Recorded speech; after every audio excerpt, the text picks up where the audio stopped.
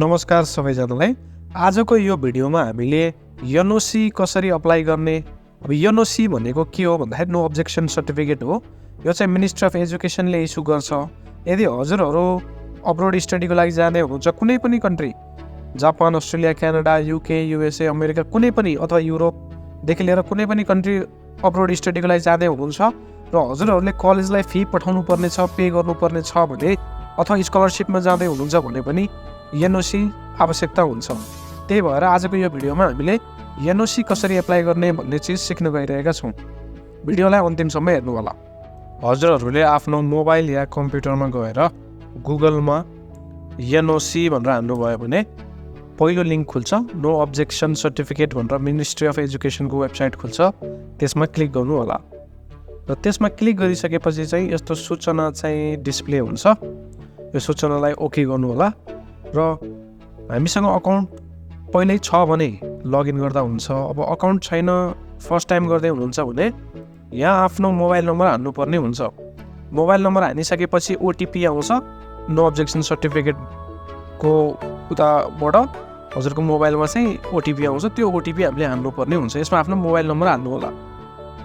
अहिले मैले स्याम्पलको लागि एउटा नम्बर हालेँ। अब हजुरहरूले प्रोसिड गर्नु होला। प्रोसिड गरिसकेपछि यस्तो OTP token has been send to this भनेर देखाउँछ। यसमा हजुरहरूले टोकन हाल्नुपर्ने हुन्छ। मोबाइलमा टोकन आउँछ, त्यो हाल्नुपर्ने हुन्छ। यसमा मोबाइलमा आएको OTP हानिसकेपछि हजुरहरूले पासवर्ड सेट गर्नुपर्ने हुन्छ। यसमा आफ्नो न्यू पासवर्ड, आफूले सम्झिने पासवर्ड हाल्नु होला।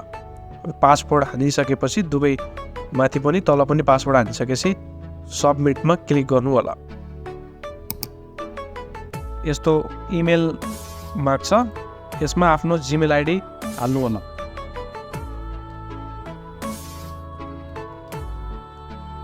जिमेल हानिसकेपछि रिक्वेस्ट टोकन गर्नु होला। कहिलेकाहीँ यो NOC को वेबसाइट डाउन हुने भएको भएर सर्भर इज डाउन भनेर देखाउँछ र कोडहरू आउँदैन इमेलमा। त्यो केसमा स्किप टोकन गर्दा पनि हुन्छ। अब यसपछि हामीले आफ्नो सिटिजनसिप डिटेल्सहरू हाल्नु पर्यो, नागरिकताको डिटेल्सहरू हाल्नुपर्ने हुन्छ। यसमा आफ्नो सिटिजनसिप नम्बर हाल्नु पर्यो, date of birth, issue district र इस्यु डेट हालेर फाइन्ड गर्नुभयो भने यो डेटाबेसले आफै रेकग्नाइज गर्छ। यदि रेकग्नाइज गरेन भने आफैले म्यानुअल हाल्नुपर्ने हुन्छ। यसमा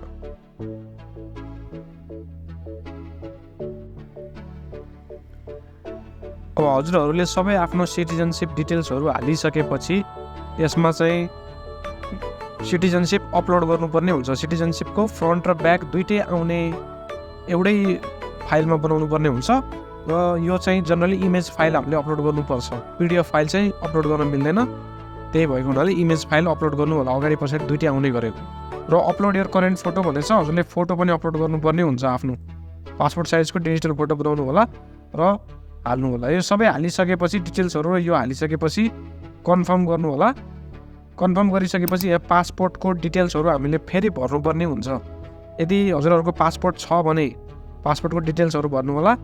पासपोर्ट छैन भने I do not have passport yet गरेर कन्फर्म गर्न सक्नुहुन्छ।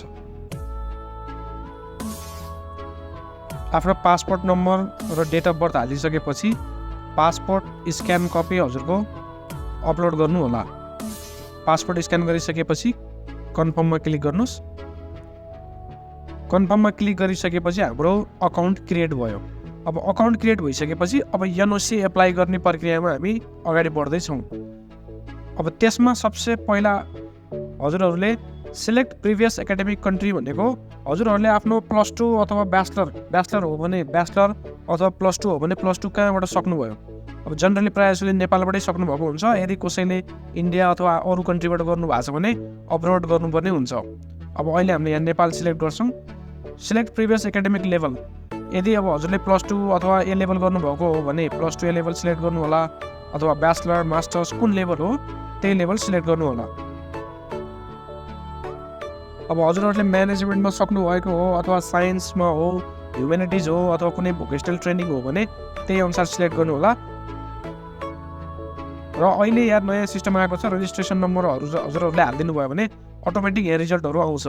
अब रजिस्ट्रेसन नम्बर कसरी हेर्ने भन्दाखेरि चाहिँ यदि हजुरहरूले आफ्नो +2 को ट्रान्सक्रिप्ट खोल्नुभयो भने यहाँ माथिपट्टि रजिस्ट्रेसन नम्बर भनेर देखाउँछ। यहाँ यो रजिस्ट्रेसन नम्बर हाल्नुपर्ने हुन्छ। अब यो रजिस्ट्रेसन नम्बर हाल्नुभयो भने यसमा अटोमेटिक डिटेक्ट गर्छ। अब अहिलेको लागि मैले यहाँ हाने 7748520099 यसमा मैले हाने।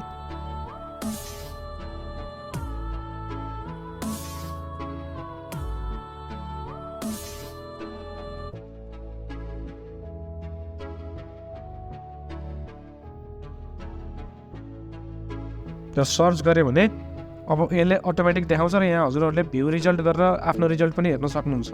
र यसमा आफ्नो नामहरू बुवा मम्मीको नामहरू देखाउँछ। अब हामीले यहाँ एप्लाई गर्नु पर्यो। अब कुन कन्ट्री जाँदै हुनुहुन्छ त?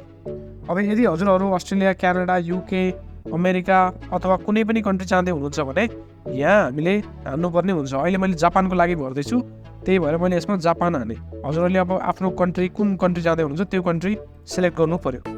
अब कन्ट्री यहाँ हान्ने बित्तिकै यहाँ एनओसीमा रजिस्टर्ड भए जति सबै कलेज अथवा युनिभर्सिटीहरू देखाउँछ।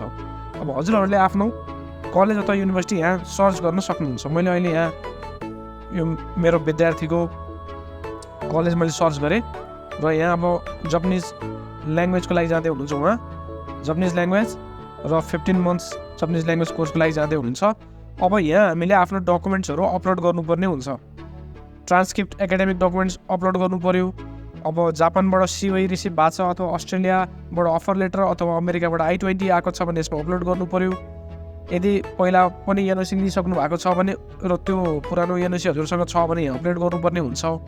र कलेजको इन्भोइस, अब फी कति तिर्दै हुन्छ हजुरले कलेजलाई यदि इन्भोइस दिएको छ अथवा अफर लेटरमै इन्भोइस आएको छ भने यसमा कलेज इन्भोइसमा अपलोड गर्नुपर्ने हुन्छ। र यदि कुनै अरू सपोर्टिङ डकुमेन्ट्सहरू छ भने यसमा अपलोड गर्नुपर्ने हुन्छ। र जापानको केसमा चाहिँ एडमिसन लेटर हुन्छ, एडमिसन लेटर पनि अपलोड गर्नुपर्ने हुन्छ सपोर्टिङ डकुमेन्ट्समा।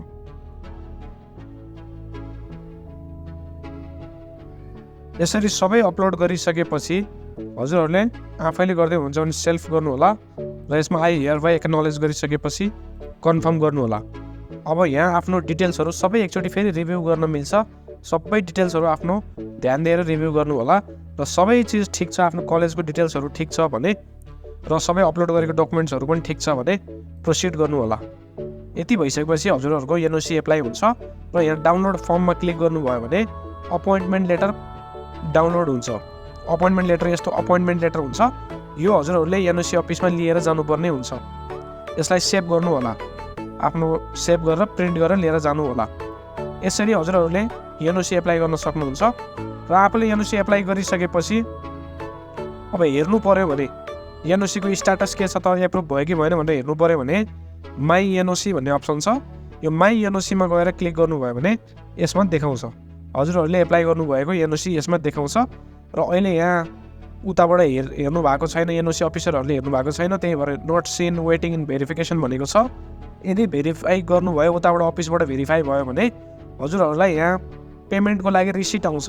त्यो रिसिट डाउनलोड गरेर इबिपी नम्बर भन्ने हुन्छ, त्यो इबिपी नम्बर हालेर हजुरहरूले ई सेवा, खल्ती अथवा कनेक्ट आइपिएसबाट पे गर्न नि सक्नुहुन्छ अथवा राष्ट्रिय वाणिज्य ब्याङ्कमा फिजिकल्ली कुनै पनि ब्रान्चमा गएर 2000 रुपिस पे गर्नुपर्ने हुन्छ। एनओसीको फिज चाहिँ 2000 रुपिस लाग्छ। 2000 रुपिस पे गरिसकेपछि हजुरहरूले यो सबै पेस्ट गरे जति डकुमेन्टको ओरिजिनल लिएर एनओसी अफिस गएर एप्रुभ गराउनु पर्ने हुन्छ। एप्रुभ भइसकेपछि चाहिँ एनओसी यही पोर्टलमा माई एनओसीमा क्लिक गरेर भ्यू गर्नुभयो भने तलपट्टि डाउनलोड भन्ने अप्सन हुन्छ, डाउनलोड सर्टिफिकेट भनेर आउँछ, त्यसपछि एनओसी डाउनलोड गर्न सकिन्छ। यसरी एनओसी एप्लाई गर्न सकिन्छ।